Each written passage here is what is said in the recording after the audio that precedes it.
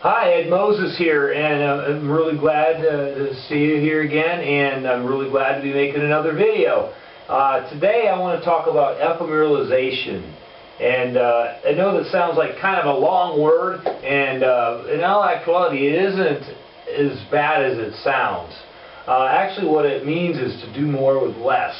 To do more with less. Now you've heard of Dr. Buckminister Fuller. You'll have an idea where this term came from then. This was one of his many terms. He was known as a generalist. He was good at a lot of things. It's like, you have people that are specialists. They're good at one thing and one thing only. This is what they specialize. Well, he believed in being a generalist, being good at all kinds of things. And this was one of his terms. This ephemeralization was one of his terms that he used, that basically the philosophy was to do more with less. And what Dr. Buckminister Fuller was great at was he influenced a lot of entrepreneurs. He had a lot of people that followed him, and because of his philosophies, a lot of successful people came from his following. And I mean, Dr. Buckminister Fuller, I don't know if you've read any of his books or even heard of the man, but he was I'd say he was a genius. The man had some credible ideas. I've watched a few of his videos with him on it, and he's kind of hard to understand, but he's intelligent because he rambles on about all this stuff, all this, whether it's scientific, whether it's electronic, whatever. He would just ramble on and talk about stuff, and then he was known for just taking and stopping, and he would do this thing where he would be thinking. As his thoughts build up, he would continue on to the conversation. I guess the man would talk for hours. Kind of an interesting man, kind of an interesting story. Robert Kiyosaki was really influenced on from Dr. Buckminister Fuller. So anyway, let's get back to ephemeralization. Perfect example that Dr. Buckminister Fuller liked to use was Henry Ford. Now Henry Ford, of course, we know, created the first production line automobiles in the United States.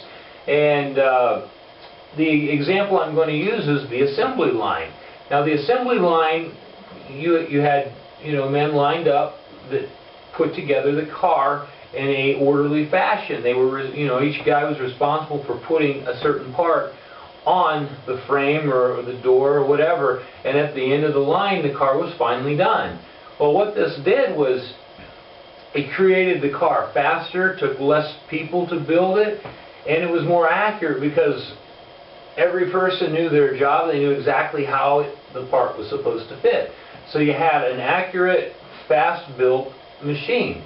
So that is how ephemeralization fits into that. Now today we are at a different advantage because let's take a look at this example. Let's say you run a local store.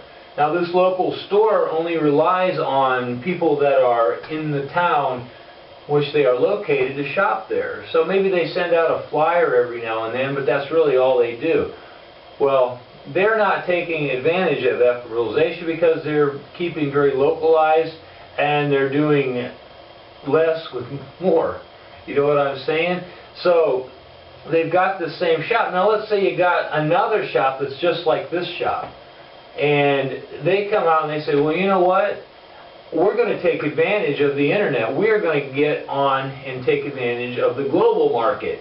So these guys, they run out and start advertising on the internet. They put ads, pay-per-click. They start selling on eBay, whatever it takes to get a global market to start purchasing from them. Well, guess what? Now they're at an advantage of the other store that's just like them because these guys are relying on local people to come rolling in. These guys, whether they have it open to the local or not, they're getting customers from all over the world, and they have the same size store. They have the same everything, but they can't keep stuff stocked because they keep selling it. And nowadays you don't even have to hold stock sometimes. You could sell something from a location and have it shipped from another. Amazon's a perfect example of that.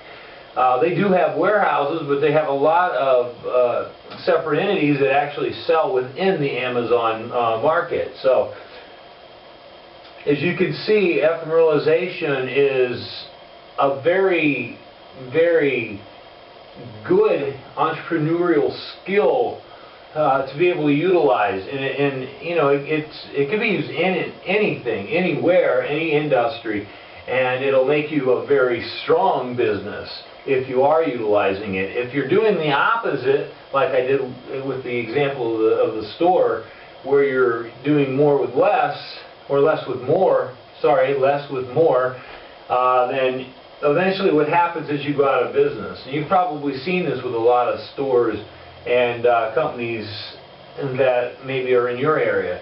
So anyway, I thought ephemeralization would be a very interesting topic to do a video on. And if you click below, you'll actually be able to go to my blog and look at what I blogged about.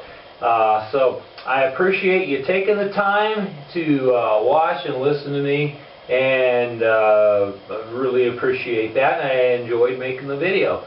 So if you liked it, please give me a thumbs up, and I look forward to seeing you in the next video. Talk with you later. Bye.